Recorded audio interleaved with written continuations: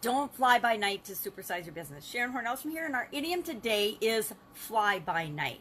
Now, sometimes I can find a way to twist an idiom to make it work toward how do we build our business? How do we supersize and grow our business? But fly by night has got the exact opposite meaning of what we want to be doing when we're creating our business. It means to sell at a profit and make a quick buck and then disappear in the middle of the night, right? It describes a swindler or an unreliable person. None of the things we want to create, the exact opposite we want to create when we're building and growing and supersizing our business. So this one I'm coming right out and I'm saying, yeah, don't be a fly-by-night organization if you want to grow and build a business, if you want to grow your reputation, if you want to create a people know, like, and trust. You absolutely positively don't want to create a fly-by-night organization. This is one of those idioms that's from the late 1800s, and it actually comes from women that they thought were witches, because witches were believed to fly around at night, so they would disappear in the middle of the night, right? They would show up and then they would disappear at night because they flew around at night. In the late 1800s, it was used, this expression was then used to apply to a business that would pop up and be there one day and gone the next. So I think snake oil salesmen, or the travelers and the vendors that went from town to town to town selling their wares, they'd be there today, but then they'd be gone tomorrow. So if you bought a product or service that you didn't like, or it didn't do what it said the salesman said it would do, you didn't really have any recourse. You were just out of luck, out of your money. And so you felt like you were swindled or taken advantage of. Nowadays, with the internet and our ability to research and look into different companies and organizations, it should be harder to get swindled, although I think that there's so much more swindling going on, it may actually be easier.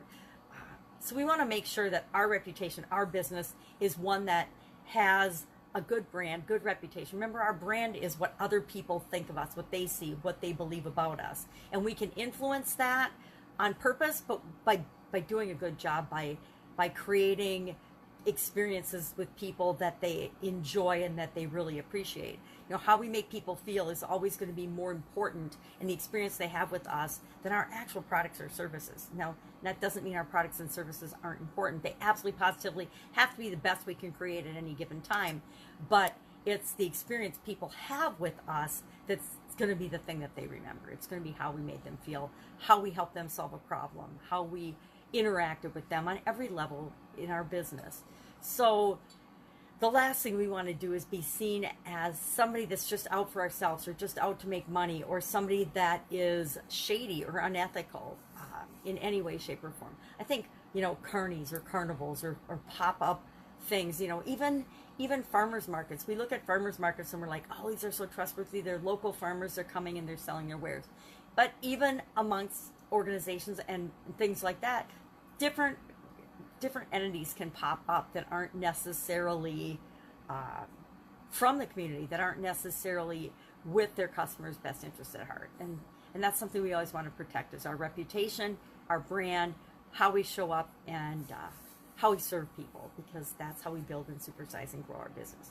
Love to know if you've had any experience with fly-by-night vendors, fly-by-night people.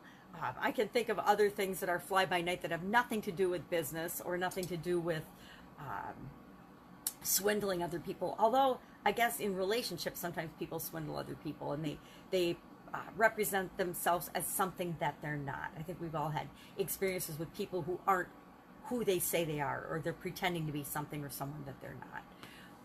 Be curious what your experience has been with this particular idiom. I gotta think about it. I don't think that I've really fallen for very many fly-by-night things or fly-by-night organizations. Sometimes in business, so often businesses come and go. They're in business one day, they're out the next, especially during times like right now with COVID. I mean, some of the businesses that we've done business with for decades are actually folding up, closing up shop and disappearing. You know, I think Pier 1 Imports, you know, Pier 1's been around for how many decades now, and they're closing up shop. And the businesses that have been a big part of our life come and go like that all the time. That's it. That's our idiom for today. I'll be with you tomorrow with another interesting idiom. What does it mean? Where does it come from? And how might you apply it to your business? And in today's situation, how not to use it in your business, how not to show up, what not to do when you want to build and grow your business. Have an amazing day, and I'll, of course, be with you tomorrow.